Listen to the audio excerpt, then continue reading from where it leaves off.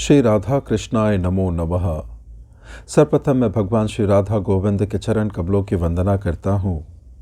आप सभी भक्तजनों को भी सादर नमस्कार करता हूँ। आज हम नारद पंचरात नामक ग्रंथ से उस सुंदर कथा संवाद का श्रवण करने वाले हैं, जहाँ व्यासदेव जी अपने पुत्र सुखदेव गोस्वामी को भगवान श्री कृष्ण के ध्यान, पूजन और साधना की विधि बता रहे हैं। यह अति ही सुंदर और ज्ञानप्रद कथा है, जो इस प्रकार से प्रारंभ होती है।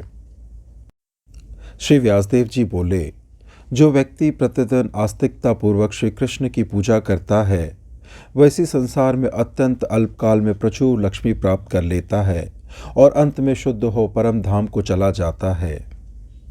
प्रतिदिन श्री कृष्ण की पूजा करें तथा गुड़ और जल के साथ नैवेद्य समर्पित करते हुए यह भावना करें कि ये वस्तुएं उनके मुख में अर्पित की जा रही है। फिर अत्यंत आदरपूर्वक अपने मंत्र को 1008 बार जप करें। मध्य जप के समय श्री कृष्ण का इस प्रकार ध्यान करें। वह नारद आदि देवर्षियों, ऋषियों और देवों से सुशोभित तथा गायों और गोपियों से घिरे हुए हैं। उनके मेघ के छवि के समान मनोहर उनकी देह, मोरपंख से बने अलंकारों से सुसज्जित उनके केश, कमल के समान उनके नेत्र, पूर्ण चंद्रमा के समान उल्लसित उनका मुख, सुंदर रत्न अलंकारों से सुशोभित कपोल, सुंदर नासिका और उनकी मंद मुस्कान, इन सब का ध्यान करना चाहिए।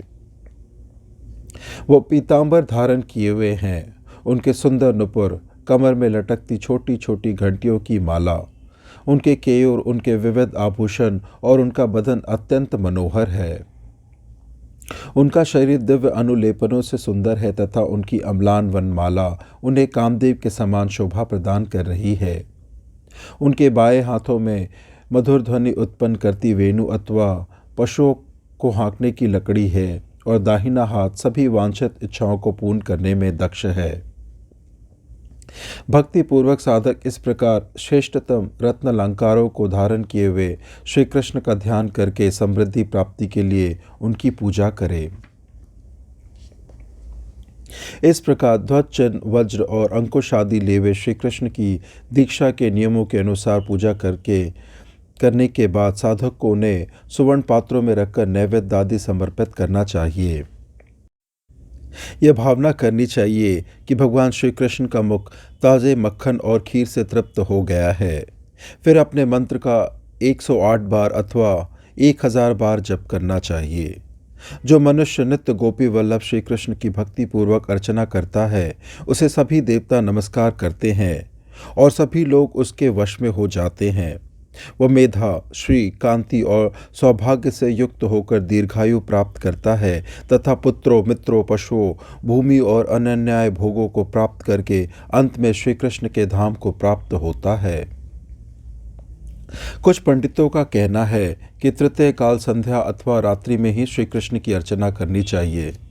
यदि दशाक्षर मंत्र का रात के समय जप किया जाए तो अष्टाक्षर मंत्र का संध्या के समय जप करना चाहिए, ऐसा भी कुछ साधकों का कथन है।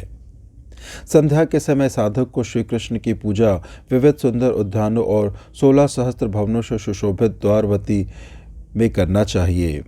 हंस, सारस तथा अनन्याय पक्षी जहाँ क्रीड़ा करते हैं, विविध प्रकार के कमल पुष्पों से जहाँ के सरोवर सुशोभित हैं, वहाँ नाना रत्नों से अलंकृत कक्ष में स्वर्ण पद में पर सुखपूर्वक पद्मासन से विराजमान और उदित होते हुए सूर्य के समान स्मितानंद श्री कृष्ण की पूजा करनी चाहिए। नारद आदि मुनियों से परिवृत श्री कृष्ण उन मुनियों को आत्म तत्व निर्णय और स्वयं अपने परम अक्षय धाम के संबंध में उपदेश दे रहे हैं। भगवान श्री कृष्ण के नेत्र नीलकमल के समान सौम्य और पद्मपत्रों के समान विस्तृत है। उनके केश अत्यंत स्निग्ध और उनके किरीट तथा मुकुट अत्यंत उज्ज्वल हैं। उनका मुख प्रसन्न मुख अत्यंत सुंदर है। उनके सुंदर कुंडल मकर के समान है तथा उनका वक्षस्थल श्रीवत्स चिन्ह, कौस्तुभ मणि और वनमाला से सुशोभित है। उनके वक्ष का वर्णन कपिश है तथा वह पीत कौशस्य धारण किए हुए हैं। उनके अंग पर हार, केयूर और बाजूबंद आदि सुशोभित है। वे प्रसन्न मन से पृथ्वी की भार हरण करने वाले हैं और अपने कर कमलों में शंख चक्र गदा और पद्म धारण किए हुए हैं।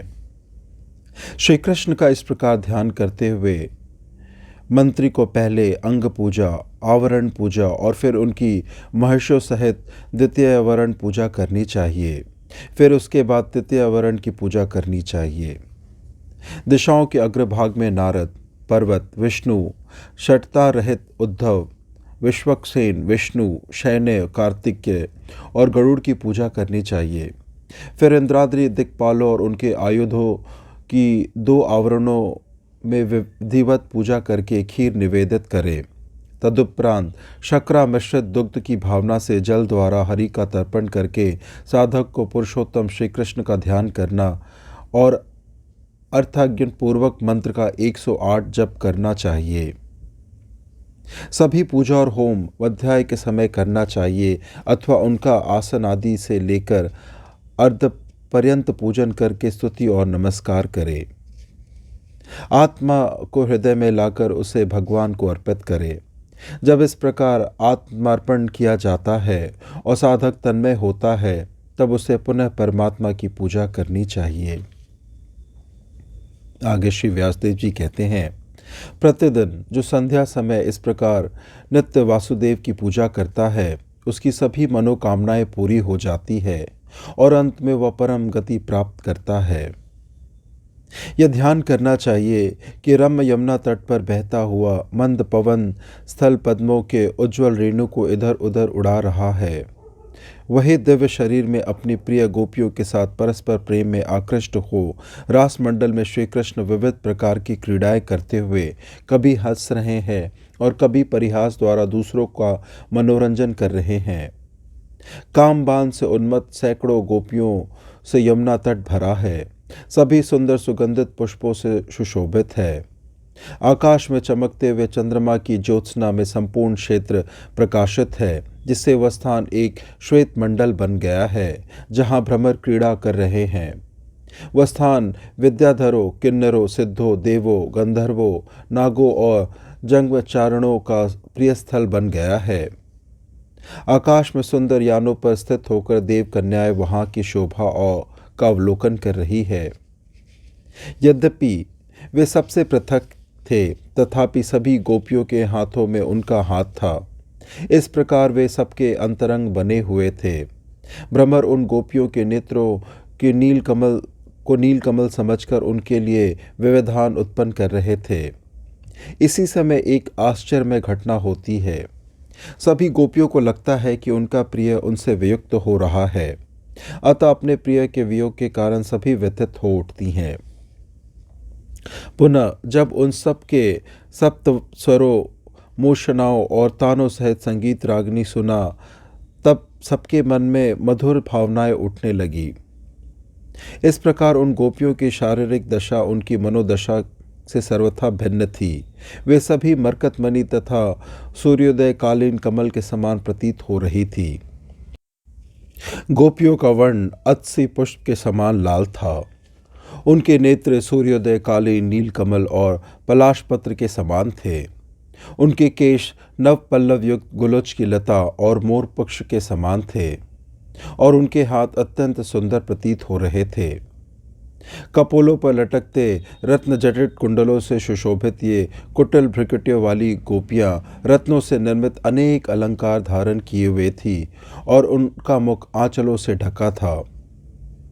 भूमि पर उनका आसन अनेक विलास की सामग्रियों से भरा था और वे नव पल्लव युक्त शाखों के समान अपने हाथों से गुंजन कर रहे भ्रमरों को उन पदार्थों से दूर भगाने का प्रयास कर रही थी। इन तारिणियों के कुंचों का आलिंगन किए हुए संपूर्ण भुवनों के एकमात्र गुरु गोप श्रेष्ठ श्री कृष्ण काम विहल प्रतीत हो रहे हैं और उनका वक्ष उदित होते हुए सूर्य के समान लाल हो गया है। इस प्रकार पीठ पर उन गोपियों को स्थित करके उपासना करे जहाँ रास मंडल में मिथुन रूप से अद्वितीय और अज श्री कृष्ण के साथ सभी गोपियाँ उन्हीं के शरीर का अंग बन गई हैं। इस प्रकार ध्यान करते हुए पहले श्री कृष्ण का पूजन करें। फिर षोडश दलों में केशववादी स्मर मूर्तियों का और उनकी शक्ति कलाओं का मिथुन रूप से पूजन करें। इस प्रकार भक्तिपूर्वक साधक को श्रीहरि का पूजन करके उन्हें घी, मधु, दूध तथा अनन्य वस्तुओं को 4 आवरणों से युक्त पत्रों पर रखकर निवेदित करें। यदि भक्त संपन्न हो तो मिथुनों को पृथक पृथक यथाक्रम धृतादि सहित नैवेद्य से भरे 16 कांस्य पात्र निवेदित करें। जो उदारमति भक्त इस प्रकार प्रत्येक पक्ष में सकल भुवन मोहन की उपासना करता है, वह सर्वलोक पूज्य होकर अंत में श्री प्राप्त करता है। जो प्रतिदिन रात को या संध्या को श्रीहरि की इस प्रकार भक्ति पूर्वक पूजा करता है, वह भी इस जीवन में समान फल प्राप्त कर अंत में भवसागर से पार हो जाता है। मधुदैत के रिपु मंत्र विग्रह श्री कृष्ण का रात में पूजन करने से भक्त सभी प्राणियों का प्रेम और सखत्व प्राप्त कर लेता है। उसकी लक्ष्मी स्थिर हो जाती है। धर्म, अर्थ, काम और मोक्ष आदि सभी वांछित इच्छाएं पूर्ण होकर उसे सुख तथा आनंद प्रदान करती हैं। वह कर्मों के प्रभाव से भी मुक्त हो जाता है।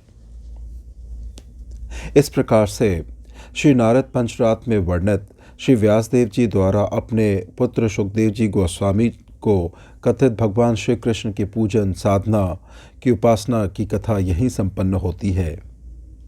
कथा श्रवण करने के लिए और अपना बहुमूल्य समय देने के लिए धन्यवाद। त्रुटियों के लिए क्षमा प्रार्थी हूँ। श्री राधा कृष्णाय नमो नमः।